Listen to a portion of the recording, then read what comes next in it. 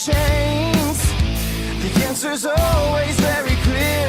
When the guilty is to blame, I'm moving mountains. Oh, can't you see?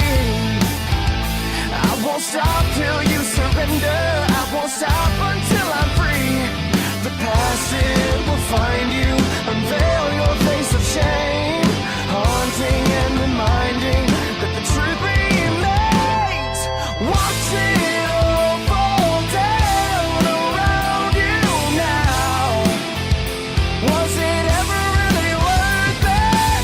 Having your kingdom crumble to the ground because you never had the courage. Stand up, stand up, stand up, stand up. I am the warrior, I am the change. I've been hiding in the shadows, waiting for your judgment day. Rest assured, you're to blame. You can't walk through the lake of fire without feeling the heat of the flame. In a picture perfect world full of masquerades, disguising and hiding, but the truth remains. Watch it all fall down around you now. Was it ever really worth it? Having your kingdom crumble to the ground because you never had the courage. Stand up, stand up, stand up, stand up, stand up. You got a reason to follow my lead, so hold on to me, stand up. You got a reason to follow my lead, so hold on to me, stand up. You got a reason to follow my lead, so hold on to me, stand up. You got a reason to follow my lead, now hold on to me, stand up. Watch it all fall down around you now. Was it ever really worth it? Having your kingdom crumble to the ground because you never had the courage. Stand up, stand up, stand up, stand up, stand up.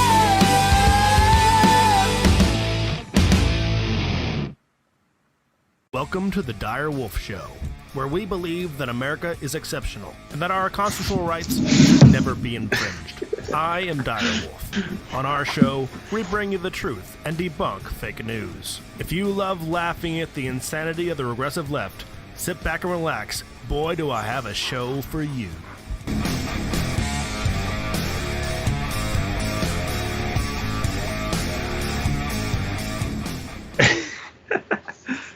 Fox told me I was going to love that music video, or the song at least, and he was absolutely right. That was a good one. Welcome back, Wolfpack. Unidentified secret dire wolf here for our weekly news recap behind enemy lines on YouTube, where speech is not free and the truth is demonetized, as will our entire channel soon. Alongside me is Wait. We're monetized? What do you mean? I'm sorry. I meant to say we'll be deleted soon. Yeah, that's what I was going to say. I was like, I am fairly confident that we are not monetized. If not, then where's my money? Yeah, we were about to cancel the show here and have a discussion about why you're spending so much money on business expenses. And then not charging you for them. Alongside me is my unidentified secret co-host, Fox. How you doing, buddy? I am unidentified by the Fox patch and the serial number that Dire tattooed onto my arm. A little concerned about the serial number. He says he gives it to everyone that he keeps trapped in his basement, but, you know, I like to feel special. The list is growing. I also want to thank everyone who makes this show possible. You know who you are. Those are our sponsors who have financially supported us. Those are, but not limited to, Kaylet, Orimain, Nathan, Cameron, Tetris Fake, Slowpoke, Thunder Erican, who is female, by the way, the White Lion, and Who of is course, a lion? who is a lion and may or may not be white. If he is white, he is automatically born racist. That's how that works. Gotta feel bad for those albino animals that are all born with white privilege. Also, thank you to the Timberwolf for the many donations and also managing that Discord that we barely use, which is my fault, not his fault. They all use it. Like, we as like, just because you're not there, Dyer, doesn't mean that it just disappeared. We is you and me is what I'm talking about, and that's a true statement. I look at it every now and then. Okay, I glanced at it today. Does that count? Yes. All right. So, can you pull up that funny story? Sorry, I didn't mean to say funny. I mean completely serious and probably prophetic. Is it this one? The Babylon Bee is becoming a real news source, not on purpose though. Did you mean pull it up as in like go to that slide, or did you mean pull it up as in like pull up a link? The slide. Okay, other things. You didn't put a link down. Okay, so we have the Orcs march on Minas, Tirith in mostly peaceful protest. Of course, You they're never peaceful. watched that movie, did you? I don't even know what movie this is. The rioters marched for peace, justice, love, and love in a calm and peaceful, orderly gathering outside the city walls. The mostly peaceful protest launched peaceful siege projectiles at the city and sent the Nazguls to maul the Gondorian soldiers Endorian. in a demonstration of their love and tolerance. Everything is very calm and very peaceful here, said a reporter from Gondor News Network. It's very tranquil. Just then, an Oliphant charged right at him and flattened him into lambus bread. I'm going to fix how this should have been written. Just a second here. And That was a bunch of references. there you go, Dyer. That's how that should have been written. That was straight from the article.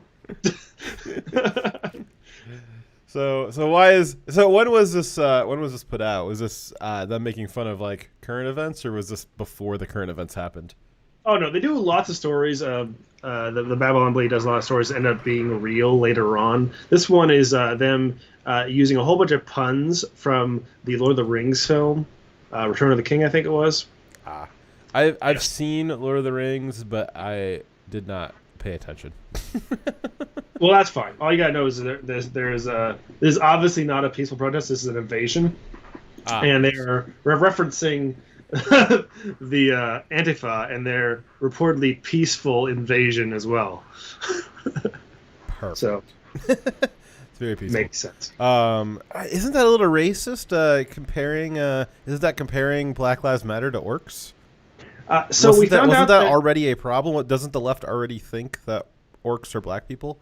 They automatically assumed that orcs was a what's the word? Not analogy for, but A representation. Yes, a representation of black people. They made that assumption on their own without any actual correlation, just because they were the others and the bad guy. So that means that they see black people as being the others and the bad guys. I would have assumed they were jihadists, but that's just me. Yeah, I mean, different biases for different folks. yeah, definitely would have gone with that before I said black people. Jeez. We should Yeah, ask Biden about that. Ask him what he thinks of the the orcs and the black people. Although that is a story that's coming up soon. We will discuss what Biden thinks of black people and their similar to the orcs, he thinks that they all have the same goal, which is peaceful protest to overthrow Middle Earth. What? Okay. So what's our first real story? Okay, so our first up, we have California is violating human rights again and New York City is crumbling. Dyer, is this an old script? I feel No, like we've it's, done. just I feel like we've done California is violating human rights and New York City is crumbling. I feel like we've done stories like that before. You're sure this is not? you only feel like that because it's a reoccurring theme. Oh, okay. So they didn't fix the previous ones, and they've had new events that have crumbled New York City and violated human rights. Okay. I just wanted to make sure there, because it seemed like we'd done the story at least once a month. They are becoming rather repetitive. Yeah, I'll give you that. The news randomizer is not doing very well anymore. So, what did they do? Los Angeles city leadership have announced that they will shut off the utilities to your home if you host large gatherings or parties, or also known as assemblies, peaceably. If you choose to engage in a peaceful gathering of more than 10 people in your home, they will cut off your power and water. This will get people killed. Also, it is Democrat elite privilege to put the number at 10. And this isn't even really a joke or satire, but it is highly common, especially in the big cities, for minority communities and poorer communities to have 10 people or more that are actually full-time residents of their domicile. So putting it at 10 is your Democrat privilege is showing there. Absolutely. And imagine you have a poor family that has 10 people, maybe a few friends were invited over as well, and they're having a family dinner that's kind of raucous, whatever. Someone complains, they say, oh, well, it's a group of over 10. This is a unpermitted gathering, because you remember in the Constitution where it says that to have your First Amendment rights, you need to have a permit, right? Yeah. You remember that part? Yes, I do. It's right next to the one where you need to have a permit for oh wait. Fuck! Oh, yeah. This always happens. Every time I always forget that the Constitution just said that we already had these rights before the government existed, and it was merely there to stop the government from infringing upon it, and then the government infringed upon all of these rights. I always forget that because they do it all the time. Right. So let's just move past the fact that they already are requiring a permit, which is unconstitutional because it's not you don't need a permit to exercise your constitutional rights. Yeah, I know. It's here's my permit. It's the Constitution. Fuck off. But moving beyond that, I can't. They by doing this, they can have that family now not have water and electricity, and someone could suffer not being able to have water or air conditioning in a hot area. So yeah, because Los Angeles actually gets up to over 100 degrees and stays there for long stretches of time. It is just actual hell there. I don't know why anybody lives there. And I bet you, I bet you this shutting off the water thing, I bet you this is some sort of scam to hide that they're still running out of water, because they are. Good point. But also an interesting thought about this is that it's been determined by the UN to be a human rights violation to cut off someone's water. What about their head? They seem rather silent They're fine about with that, though. Yeah. So if Los Angeles was cutting people's heads off instead of their water, they'd probably be okay with it. What about burning them in cages? Is that cool too? We'll have to ask the Jordanian pilot and see what his opinion is. Ooh. I don't think he has one before. That was rough. So moving on. So two small cities in Joaquin Valley that have rejected the health orders instituted by California government. So they've tried to shut down businesses again. So they did it already for COVID. Then they reopened, and they're trying to. And during that time that they first shut down, they murdered a bunch of small businesses. They're gone forever. They had to close. A lot of people went without paychecks and without food. Their people suffered during the first shutdown. Now I don't know this for sure. I didn't fact check it, but I believe it though, which is why I'm even saying it. But I saw on Twitter that there was apparently a report in New York that 48% of what are classified as small businesses filed for bankruptcy in New York State alone. I would guess that the ratio is similar in California.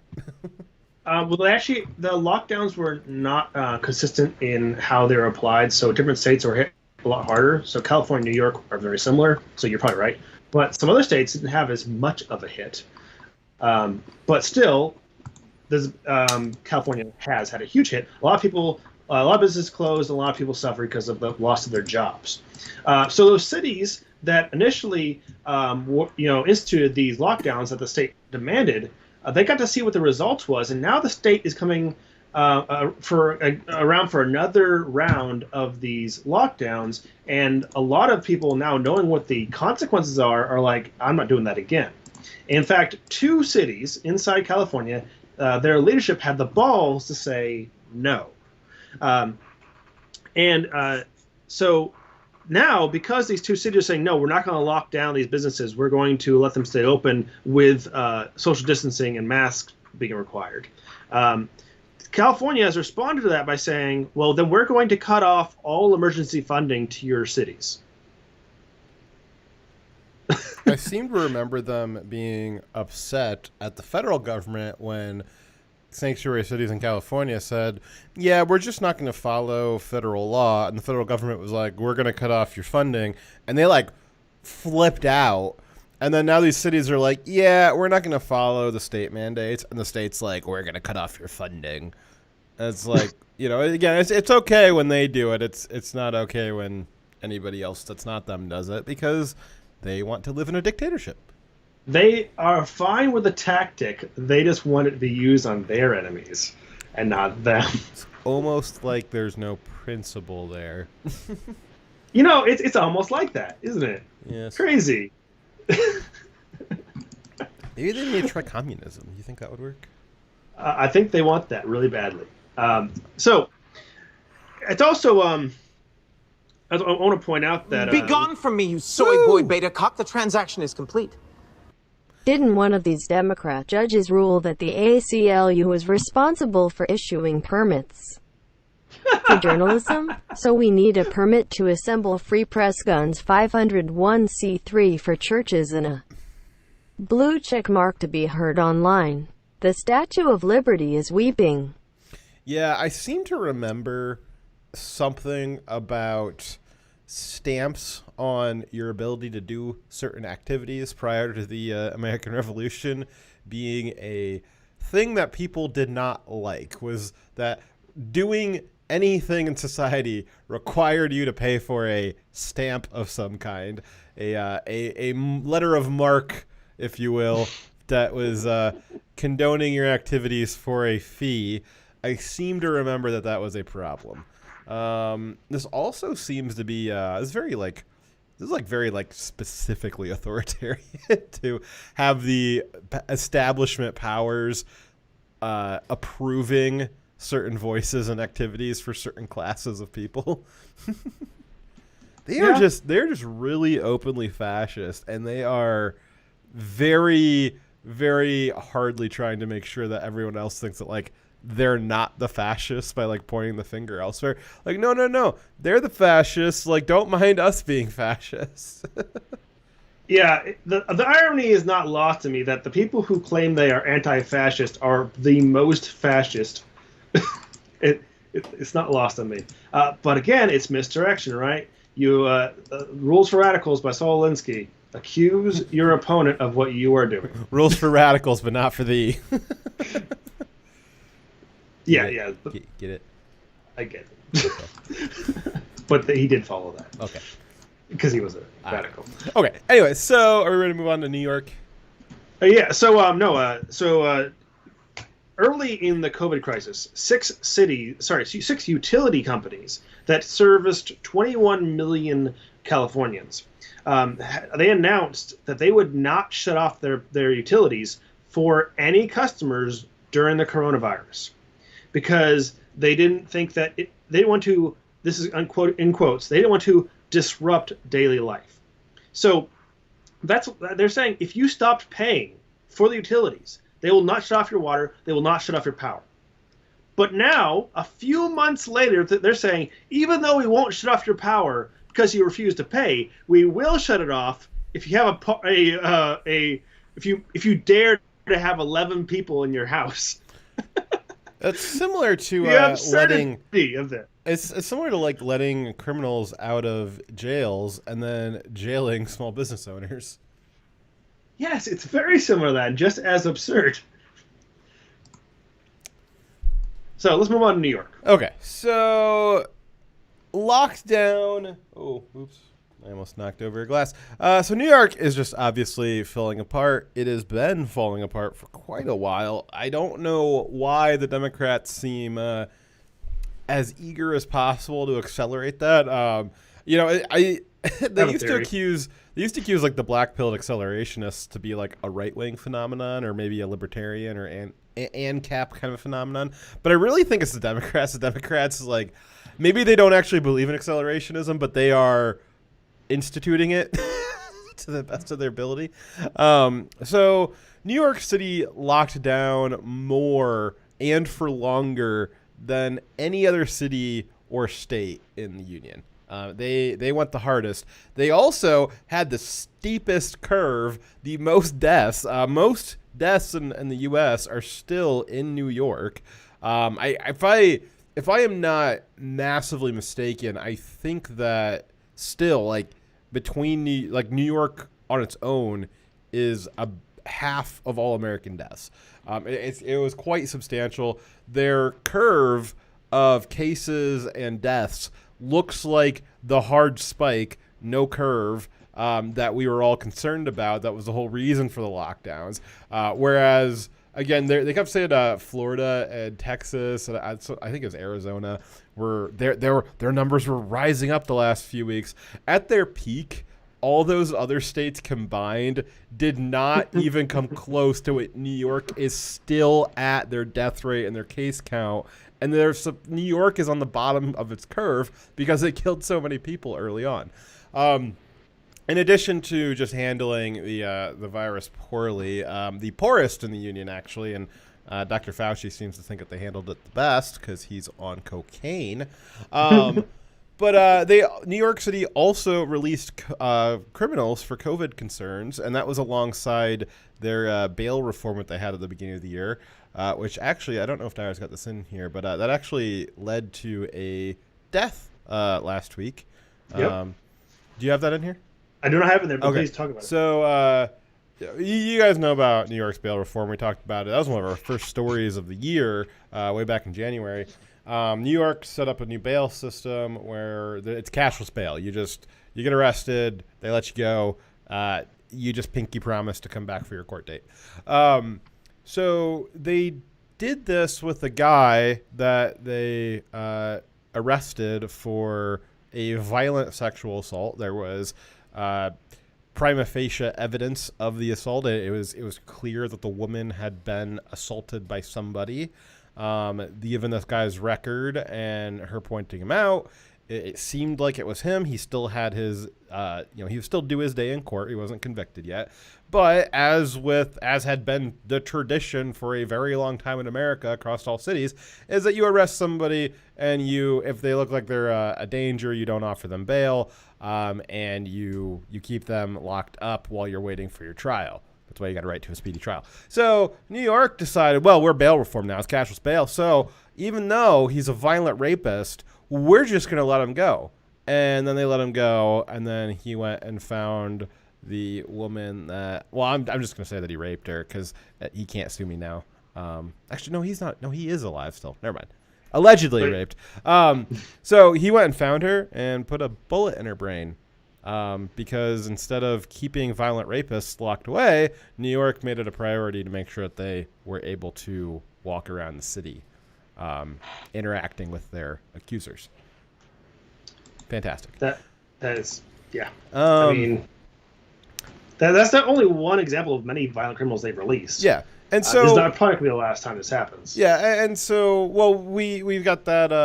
This is the whole idea during the riots. Is every time that they have been, the to the extent that the New York police are worth anything, they are they're trying to arrest and contain rioters and destructive acts, and then the New York bail system just turns right around and releases them, and they're back out on the streets rioting the next day. New York City in general has just refused to defend their actual law-abiding citizens against the BLM Antifa riots, and defending them in the sense of keeping the bad guys off the streets, having the police out there defending property, literally doing any of the things that people supposedly pay taxes for. And that's showing because all of the wealthy people are leaving the city. Anyway, that can anyways. And people who can't are still leaving. So your mayor of New York, Bill de Blasio, broke the law by stealing taxpayer money to paint a political statement on the street, which read Black Lives Matter. It was in front of Trump Tower. Normally for a quote-unquote public art project like that, it requires going through an approval process with the city council. They have to approve the funds to do it. And de Blasio didn't go through any of that permitting process. He just did it. And since nobody allocated the funds, he technically stole them. And then on top of that, instead of using the New York City police to, again, defend the public, as we just said, he used at least 30 officers to defend the mural in front of Trump Tower. So stealing money to write political campaign slogans for a anarcho-terror group, and then using the power of the state to defend said terror group. Great job, Bill. Doing fantastic. Bill de Blasio also said this week that he was announcing $10,000 fines for visitors to New York violating quarantine that was instituted at checkpoints in and out of the city. So if you have, if you're a business person or a business person, a lot of business people do business stuff in New York City, and a lot of people just travel to New York City for vacations. And there's stuff I don't know why. I supposedly there's stuff to do there. I guess you can go see Hamilton. Probably not right now though. So as we know, New York's all the big cities, their tourism industry just totally crashed during COVID. But to the extent that any of them have anything left, New York is making sure that no tourists ever come, because what this is doing, what this $10,000 fine is for, is if you are visiting New York City, you have to stay quarantined in a hotel room for 14 days, or he's going to fine you $10,000. You guys, who's booking their trip to New York City to go see Hamilton right now? Who's got their tickets? Who's taking 14 days off work to do that?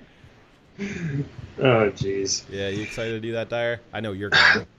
I'm not. So if I go somewhere, I get quarantined for 14 days on the way back by my commander.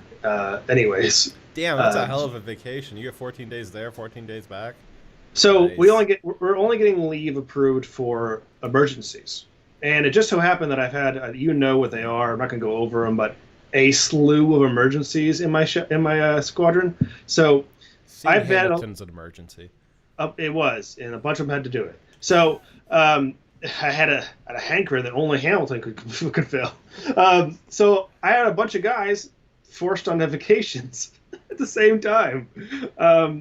It's quite unfortunate, actually. But anyways, I have a theory. So de Blasio is one of the few people who are not being affected negatively by these kind of lockdowns. In fact, he and a lot of his friends are benefiting a lot from these lockdowns. And that's because people like de Blasio here are in real estate.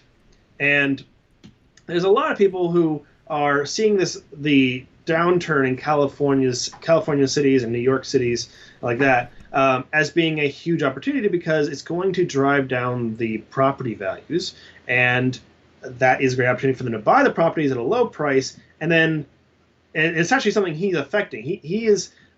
His actions are directly resulting in more violence and more destruction of businesses, right? And then is benefiting him as a real estate developer in that he's now got an opportunity to buy a lot more real estate at a lower price. It seems pretty dirty. I also know that it's a. Have you ever heard about the story about the swan that saw something shiny at the bottom of the lake? Yes. So he saw. Well, you're supposed to say no. It doesn't matter. I'm telling you anyways. So this is De Blasio. De Blasio is a swan. He sees at the bottom of the lake. He's a swan. He sees something shiny, and that is the bottom of the real estate market. If he can just dive down there and get that shiny quarter, he can bring it back up to the top and ride the real estate market when it inevitably rebounds. But the swan in the story made a mistake. When he dove down too deep, and then he drowned. And that's what's going to happen to De Blasio. He is going to dive the real estate market so deep, he will drown in it and not be able to bring that shiny quarter back up to the surface. Good. But Dyer supports De Blasio drowning, metaphorically, in Minecraft. In Minecraft, yes, of course. But I mean, that's something that even people like George Soros were known for doing, is helping to engineer downturns in the market by causing turmoil and then benefiting from it. Yes. That's how he made the majority of his money. So some people benefit from crisis and He don't also care may about or may what's up. not have assisted the Nazis in stealing Jews' wealth. Well, he legitimately did help them. He was a kid at the time. If He that was matters to you. 17 Yeah, in the if that matters to 40s. Is not a kid. in the 40s, Okay. in the 40s, when you were 17, you'd gone through like a third of your life expectancy. True, but it's important to note that because a lot of people show pictures of him as like an adult when they're referring to this. So yeah, he was going around with he was entrusted to a Nazi who would go inspect people's property or Jews' property to take it, and he was going along with the Nazi new caretaker, who knew he was who was Jew, right? But was Yes, not. because he knew. His father had a lot of money. Yeah, no. Soros knew which Jews had what and where, and so he was like making the Nazis more efficient in his neighborhood. Yeah, so that's what he's referring to, just so everyone knows. Does the title say Quiplash with Dyer? Dyer, why does the title say Quiplash with Dyer? That's over. Because we're clearly playing Quiplash. You had one job, sir. I will fix it. You better.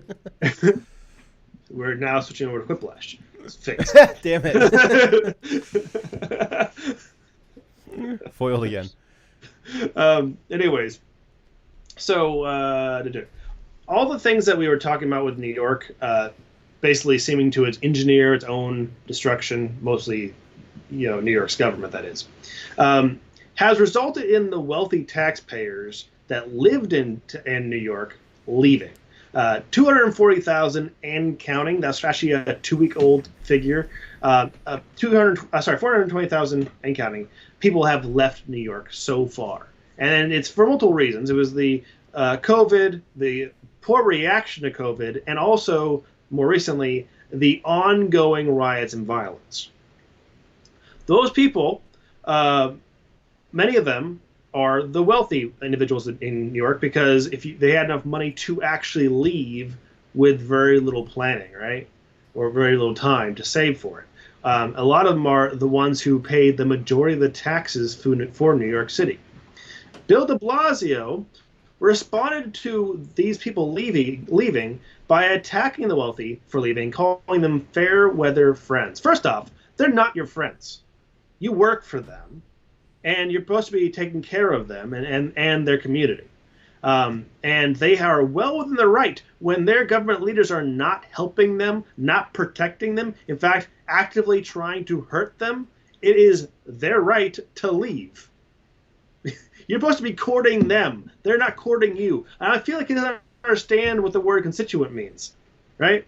And he says that not only are they fair weather friends, that they should have their taxes raised. You know what, Fox? What happens when you raise the taxes on people who leave your jurisdiction? You don't get any of the tax money out of them. Exactly. You can't tax people who have left. Nothing happens. You can't tax them. Are you sure?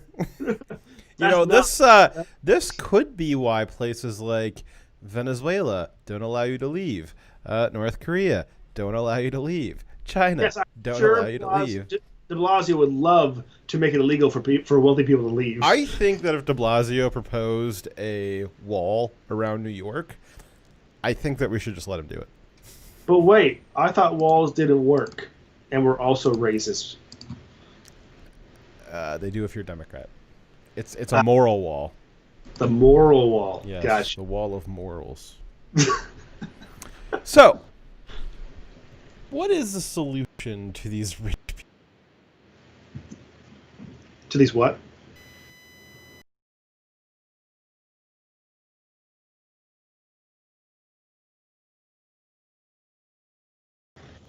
Hello? Okay, we had a Nope. small audio failure. Yeah. So, and what is the solution to what?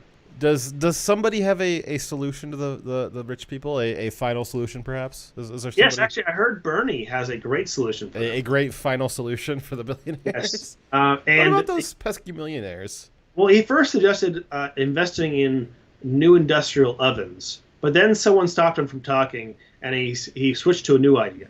The new idea consists of a nonsensical 60% wealth tax attributed to the raise in net worth on all the wealthy individuals, billionaires, during the COVID crisis. So everyone who has made money during COVID needs to be penalized and have 60% of that money taken away. Well, correct me if I'm wrong here, Dyer. If net worth for rich people especially is typically not And all you can liquid talk about cash. is money and fairy tales of eternal economic growth. How dare you! Slowpoke gave us $2. He said, "Thank you very much, Slowpoke." He says, "Imagine thinking the government is your friend." Can't be me. That's funny. No, so typically a raise in net worth during this time scale, it's typically not liquid cash that they're pulling in. It's typically that they had assets that appreciated in value, such as stocks or, well, probably not real estate, depending on where it's at. Mostly stocks. It's not liquid money. You would have to sell something in order to liquidate that money. So it is quote unquote wealth that was accrued during this time, but it wasn't like it didn't increase the number of dollars in their bank account. It was still like infinite. Right. So they'd have to then sell those assets to then have that money to pay that tax. What A lot of happens people when you sell a large amount of a certain type of asset, Dyer?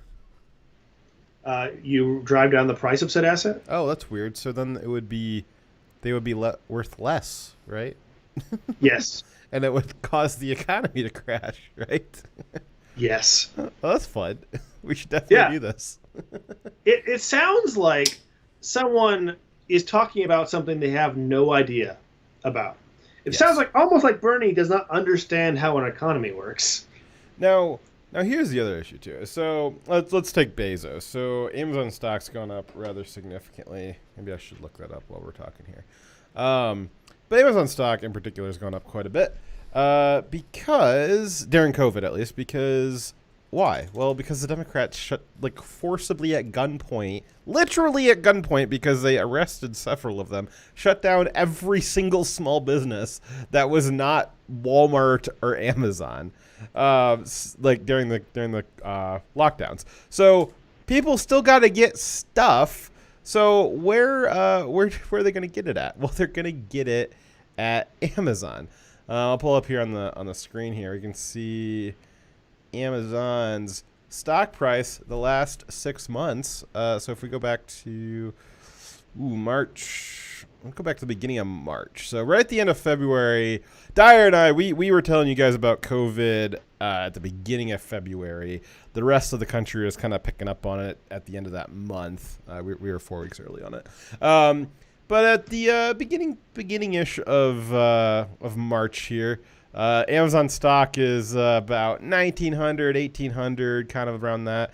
Let's see here. 5 months later, Amazon stock is at 3,200. It's gone up over $1,000. It's gone up $1,200 a share. Oh no, a little bit more than $1,200 a share, like $1,400 a share.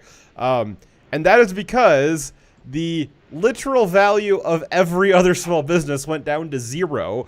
A bunch of them went bankrupt. That's what happens when your stock price goes to zero. I know a lot of small companies aren't technically traded, but they do still have value to them. But their value all went down to zero when they declared bankruptcy.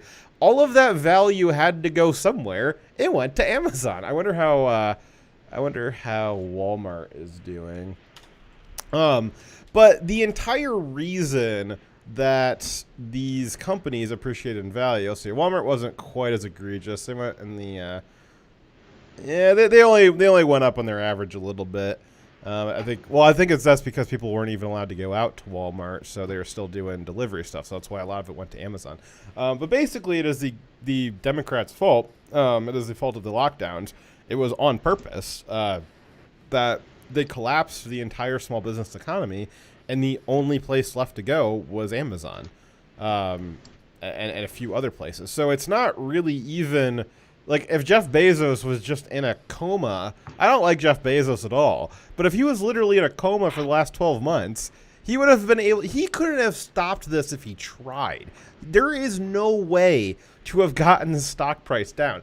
If it was going to go up over $1,000, almost $1,500, I mean, that thing was headed to the moon. There was nothing you could do about that. That was explicitly because of what the government did. It's very obvious that is why the stock price went up so high. Why shouldn't it? If the entire American economy is now run through Amazon, of course their stock's going to go up. Now, is that...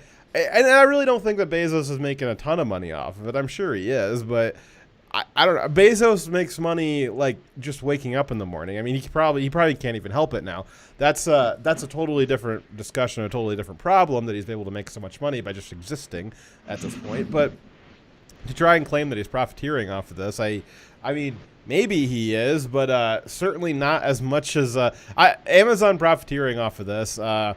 That's not as big of a deal as the government killing half of the small businesses in the country. I would rather All Amazon you can talk profiteer. about is the money and fairy tales of eternal economic growth. How dare you! I would have rathered Amazon profiteer and keep the small businesses going. But the government is the reason. Oh my why it's God! happening. So Slowpokes for $2. He says in a Bernie Sanders voice. I don't know if I can do a Bernie Sanders voice. Oh, it's yeah, I can't do Crowder's version of it. Let's see if I can do it. Okay, I'm gonna take you rich motherfuckers' monies, and there's nothing you can do about it. Ha ha ha. Hey, where you rich motherfuckers going? You can't move companies out of the U.S. That money's belong to me. I mean us, the we. Got a mouse in your pocket, Bernie? Oh my God. So let's talk about this profiteering. They imagine that the way they're trying to describe, or Bernie's describing, is like they made money, so they must have taken it from someone, which is not what happened. In reality, they had investments in these companies, and these companies did well, and now they are worth more, and that they are only doing well and worth more directly because of what the Democrats in government have done, right? So they haven't actually done anything. They just exist. They just continue to have investments. Also, many average people, just like me, have investments. And I am invested in the top 500 companies in the United States and the S&P 500. And guess which companies are in the S&P 500? Companies are going up. Exactly. But I mean, what Amazon for? I mean, you guys can hate on Amazon all you like. I mean, I'm no big fan of them. Well, I'm a big fan of them, but like, you know, it's just like a big tech kind of a thing. I think Amazon is as benign as it can be. But I mean, people literally survived off because Amazon exists. Amazon is quite literally the reason why we were able to even do a lockdown of this style, is because Amazon had a relatively ready to go supply chain that could move just about anything to just about anywhere else. And that was what kept, and I mean it, actually kept people alive during this kind of a lockdown. If Amazon did not exist, if we did not have something that was capable of doing that, I don't think that we would have ever done a lockdown of the scale. Amazon is one of the enablers of that. And the way that the government forced the lockdown, the way the Democrat-controlled cities and states locked down hardest and are still locked down, is it any wonder that consumption has to go somewhere? People still got to eat. People still want toys or diapers or whatever. I mean, you can get a lot of household goods, consumables and stuff through Amazon. It doesn't even have to be like something that's like a luxury item. And that had to go somewhere, and they weren't allowed to leave their house. They wanted to go down to the corner store. It was gone. The Amazon was the only thing to fill the gap. Of course it went up. And that's not their fault. It's like, it's just it's how not the market $8. works. It's just market economics. Bernie, this is what the socialists want to do. Is they want to attribute motive to basic market mechanics. So they want to attribute some kind of like ethics to the market and say, well, like, market mechanics are good or evil. And it's not. It's just market mechanics. It's just like it's like saying like an engine is evil or an engine is good. It doesn't make sense. It's just physics. It's just how it works. It's how economics works. But socialists don't understand economics, so they think it's like it's like back in the day, before we had science and stuff like that. The little tribesmen are dancing around, and they think that because they made the gods happy, that it started raining on their crops, and then when it started raining too much, like, oh crap, we made the gods angry, and all these things happen, and they tried to attribute motive to it. They tried to anthropomorphize it, and it didn't work. It wasn't repeatable because they were misattributing motive to forces that had nothing to do with good and evil. And that's what Bernie Sanders and the Marxists do, is they try to attribute motive to certain economic activities, and it really isn't that. It's really just broad mechanics. They don't have intent behind them. Certain things do, but this one didn't. This is just how the market works. Bernie's out there shaking his rain stick, screaming at the market gods. They're not there. They're not real. The economy's not flat. Exactly. The economy is not flat. The economy is a giant disc with a dome protecting it from the oceans above. That makes perfect sense, and I will accept it uncritically. Did we do the story to death yet? Enough. It's been 50 minutes. Okay, well, this quick summary on them is that I think they take advantage of people who don't understand the economy themselves, and they take advantage of their ignorance to try to convince people that just how the economy works and to the benefit of everybody is actually evil. That's it. Yes. Alrighty. Well, how about we talk about Joe Biden? What if we did that? That sounds Try nice. avoid it in general, but we'll do it this time. Okay. I skipped all these slides by accident. It's all right. So let's Joe Biden, he's got a lot to say, but not a lot of time to say it because he's always hiding. But when he does pop his head out from his little cave there in his basement, he's got a lot to say. We got a little montage of some of the previous things that he said to kind of give to kind of frame up what he said most recently, and we can see that what he said most recently kind of follows all these previous examples of things that he said in the past. You might call it a trend. I might call it a trend, a pattern, if you will. Let's listen. Poor kids are just as bright and just as talented as white kids. Wealthy kids. They're going to put you all back in chains. Listen, you got to come see us when you come to New York, VP Biden. I will. It's a long way until November. We got more questions. You got more questions, but I tell you, if you have a problem figuring out whether you're for me or Trump, and you ain't black. Ooh. And by the way, what you all know, but most people don't know, unlike the African-American community, with notable exceptions, the Latino community is an incredibly diverse community with incredibly different attitudes about different things. You go to Florida, you find a very different attitude about immigration in certain places than you do when you're in Arizona. So it's a very different, a very diverse community. So I just watched the clip, and Joe Biden this morning totally disparaged and insulted the black community. What he said is incredible, and I don't know what's going on with him, but it was a very insulting statement he made. For the record, that was Trump reacting to our clip, not Biden in general. He was reacting to the clip that Dyer and I uploaded. So just so you guys know. That was fairly quick. Yeah. Response. Yeah. Thank you, Mr. Trump. Yeah. So, unlike the black community, let's remove some of the double negatives there. So he said, unlike the black community, the Latino community is very diverse. So if you reverse that back into, one-way English there. What he's saying is the black community is not diverse. The black community is not diverse. They are a monolith, and you can see that in his previous statement with Charlemagne the God is, if you haven't decided to vote for me yet, then you're probably not black, because as we all know, only black people all think exactly alike. There's no diversity of thought in them.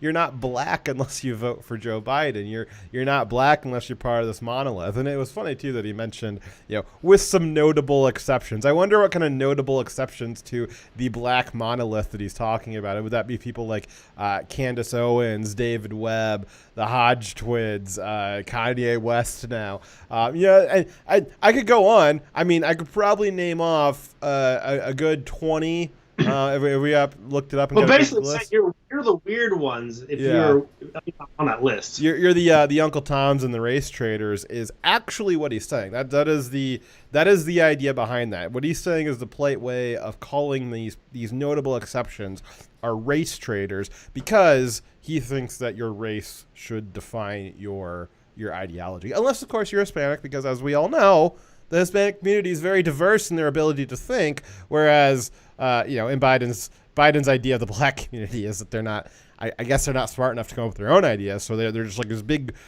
colony of like soldier ants, and they all think the exact same thing. Might even, yeah. Jeez Louise. That kind of coincides with the far left's group theory of or the theory of groups and how they all are connected. Their collectivism, right? Yeah. It was like that one member of the squad. I can't remember what her fucking name is. She was talking about she wants black bodies, but not if they don't have black voices. She wanted queer bodies, but not if they didn't have queer bodies. So she had this idea that you could be black but not have a black voice, whatever that means. It's this idea that your skin color should should be the only deciding factor on what your politics are and what your beliefs are and what things you want are. And we're seeing this with the BLM riots. The Democrats are taking that to interpret that this is what the black community wants, even though there's been a lot of polls recently that your average, nonviolent, which is most of them, black population, they don't want less cops. Now, right? It might be that again, that's probably where the stereotype comes from. Is again, it's just statistically undeniable that there is, if you're looking at it by racial demographics, there is a skew in who is committing the crimes. But as a portion of their population, of the African American population, it's not even half of them. Definitely not all of them that are committing the crimes, and it's not all of them, and it's not even half of them that don't want police. They would like police because they're the ones that are typically the victims of the small part of their community that's committing all the crimes. And getting rid of the police just re-victimizes them and keeps them down and keeps them from being able to ever jump any kind of income gap or they want to call it a class gap or whatever, but there is no upward mobility when you're constantly having your stuff broken into, your business is burned down, your car is broken, your school shut down, your husband murdered. There is no way to get ahead in the economy if that stuff is continuously happening to you, and that is what a small portion of the minority community is doing to themselves. And the only thing that stops that is equal application of law and order. If you're a criminal, doesn't matter what your color is, doesn't matter how many other criminals are on that street, you gotta go away. You gotta follow the law. The law has to be enforced. That is they want to have, if the left really wants the minority inner city communities to have the same opportunity that the suburbs have, then the inner city communities have to be as safe as the suburbs are. And the only way that happens is with force of law. Absolutely right. So Biden clearly, to me, has racist what do you call it? Opinions he's underneath his political ideas. I think that it's fairly obvious that the Democrats, in general, they are racism of low expectations. The fact that they create policies that don't raise black people out of poverty, but help to cement them in their dependence on the state, and the fact that they are totally fine with the destruction by Antifa of black communities, destroying the businesses that are owned by and staffed by black individuals. The fact that they're completely okay with that shows that they don't actually care about black people. They're using them as tools for political power. And it is astonishing that they have had the benefit of 90% of the black vote for a long time now. Yeah, so the Hodge twins, if you guys get a chance, the Hodge twins' response to this, oh my God, I was dying. They did it in, it was just like nothing you ever seen before. Two black Marine twins, or comedians, ripping Biden to shreds. Funniest damn thing I've ever seen. But they were going into it, and they said, hey, he's actually got kind of a point there that the black vote has gone 99, 95, 90%, all over 90%, year after year after year, forever to the Democrats. So maybe there is something about that, and it is up to the, I guess, the notable exceptions, the race traders, as Biden likes to think of them, to explain this to the rest of their quote-unquote community. I'm sure that the black people get as annoyed by the pandering to the black community as I get annoyed with the pandering to the LGBT community. It's like, I don't think of it as a community, because I certainly don't think of me as part of it, because I'm what am I, an orientation trader probably?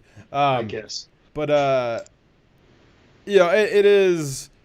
This is something that the Democrats have been able to foster over a long time. They've come to expect it.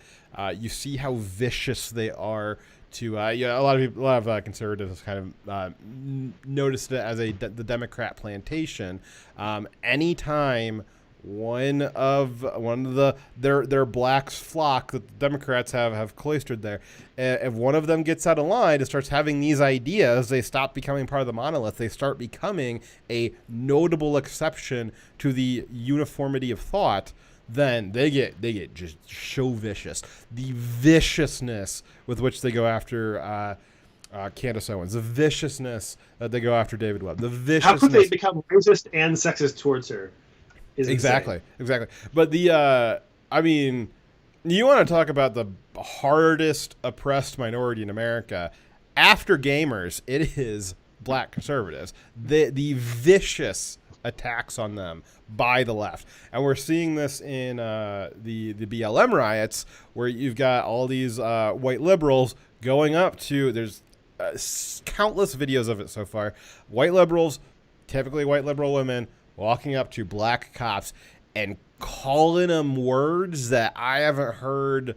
I haven't heard them spoken outside of a jest or a joke in a long, not in my lifetime, certainly. But they are using these old, really awful words with actually intending them to cause harm to these black officers, because that is how the left feels. If black people are not staying in their racial monolith, if they're not staying in their monolith under the Democrat Party, they are race traders, and there's nothing worse than a race trader in the Democrats' book. I mean, they treat them worse the Democrats and the leftists will treat a black conservative, or even just a black person who doesn't maybe think that we need to cancel all the police, but is probably still generally amenable to leftist ideology. They just would, let's not cancel the entire police department. Even that tiniest amount of diverting off the model. Yeah, like that, the viciousness that the left has is more so than what they would treat Nazis with. You see it whenever there is you've got the Proud Boys or the 3%ers or just regular 2A rallies. The videos, if they're and it is rather common that there'll be black people involved in that, because guess what? Black people can be conservative. Black people do like guns, and white people who like guns, they also like black people who like guns, and it's usually not a problem. It's just, hey, we both like guns because it's our Second Amendment. But either way, you will see in these instances when there is a clash between the two groups at a protest, or prior to it becoming a riot, the leftists will target. They will pick out the black people, and they will be way more. They think that all the white people there are Nazis, and they will target. Imagine this. Imagine you saw a group of people that you deep down believed they were all Nazis, and you thought they were all white Nazis, and you picked out the black person, and your hate for them was so much more venomous than your hate for the Nazis. That's the leftist. We even saw that with the Covington kids. You had the Black Hebrew Israelites and the Indian people. They were going after the black kid that was a part of their class. Yep. They were going after him the hardest. Again, there is in the mind of the left, there is even Nazis. There's nothing more vile to them than a race traitor. That is. And it is 2020, people. I typically don't like that meme. Is like, it's current year, guys. Excuse me, it is current year, and it is mainstream, maybe even like the core tenet of leftist ideology that race traitors need to be purged. Yikes. In current year, guys. So that's our the person running against Trump. And completely serious candidate. I love this cartoon. This little he just sucked her black out of her. She's not black because she's not working. Well, that's actually this. I just thought of this just now. But I mean, this comic kind of shows what the left thinks of them. They think that any black people that are not under their monolith are Oreos. That's what they call them. They're black on the outside and they're white on the inside because they've internalized their whiteness. And this is showing Biden's like, I'm going to rip the black layer off and show the cream-filled middle there for you. That's what he's doing in the comic here. It's wild. I've not thought of that. It's hard to talk about this stuff because I just can't believe that this is like mainstream party. And the mainstream party is trying to convince everyone else, and the media is running around with it, that it is our side that believes these things. It's so wild. Nuts. I wonder, I do wonder for a black person that does think like a black, because they do this, like the left is so up with the propaganda that there is a lot of minorities that do really believe that the conservative side is dangerous for them. They really do think that we're coming for them with ovens the first chance we get. And I gotta wonder, somebody who's actually like steeped in the propaganda that the left has, that really does believe that the Trump side is gonna burn them, literally. I wonder what they think when they look at Biden and see this kind of attitude towards them. I just wonder like how much worse they must think that we are, and it must be incredible to look at this, to look at what Biden has said, to look at what the left is doing, and to understand that, and then also still think that the Trump side is worse, that the conservative side is worse. I mean, that's got to be. I can't imagine living like that. That sounds terrifying. You just be in a state of constant fear. More likely, they just simply are not being shown information like this about what Biden is actually saying and doing. That's probably more likely the truth, right? Because you'd have to be have some sort of really strong dissidence in your mind to know this and to believe that Trump is worse. Maybe they're just distracted by the left letting criminals run around their neighborhoods and burn down their apartments. That is pretty distracting. Slowpoke. Coconut. I hadn't heard coconut as a replacement for Oreo. I suppose that works too. Alrighty. Anything else on that? Biden's a racist, guys. Like I'm not saying that like ironically. Like Biden's actually a racist. Full stop. Fact. Alrighty. Next story. Next story. Did you want me to play the video that was on? No, we'll play it after your part and then play it. Okay. So, we have a story from the 22nd of May of this year that has been entirely ignored by the mainstream media, and it demonstrates the hypocrisy of the media and the left. 2 months ago, police officers in Arizona, Phoenix, Arizona, murdered a white man unlawfully after 5 seconds after they knocked on his door. Ryan Whitaker and his girlfriend were playing Crash Bandicoot in the middle of the night in their apartment in Arizona. I believe it was around 3 a.m. Whitaker's offense was that they were being too loud, leading to a neighbor making a noise complaint. Not a complaint to his neighbor, but to the police.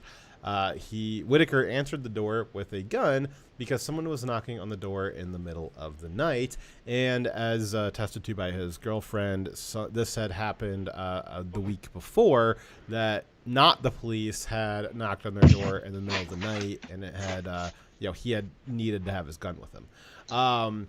So he answered the door at 3 a.m. The officer's knocking on the door. And he had just had a gun in his hand. It is totally legal in the state of Arizona, as in all of America.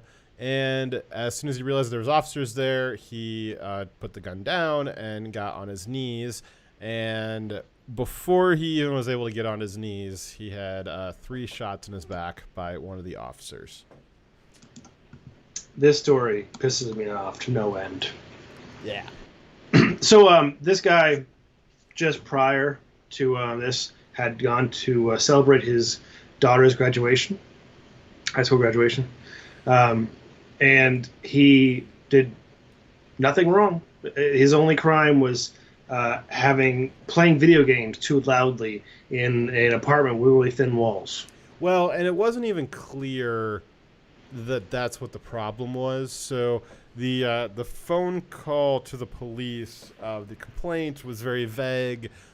It was clear that it was clear to the officers in the body cam footage and to the dispatcher that the call was kind of fabricated just to get the police there. At one point during the conversation, the dispatcher asked for clarification to the person who called, and the person said, whichever option gets the police here.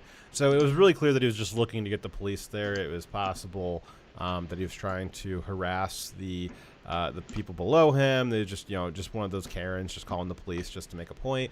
But it was said over the radio in the body cam footage, which we're probably not gonna have time to go through the entire body cam footage. There's about an 8-minute clip of it that you guys can find on Twitter and online. We're gonna watch the critical part of it, I believe. But before the shooting, you can hear the officers and the dispatcher discussing that the suspect seemed to be a 18-year-old Hispanic person. Whitaker is a 40-year-old white man, very obviously not a 18-year-old Hispanic. Are you sure? I am pretty sure. Okay. All right, let's watch this video. All right.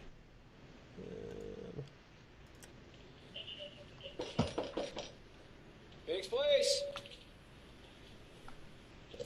Just so you guys know, there is going to be a shooting here, so we are showing that. So we'll just give it I'm gonna take out YouTube off real quick. Oh. I'm sorry. That's probably a smart thing to do. Well, you should have moved the story, buddy. That's the whole point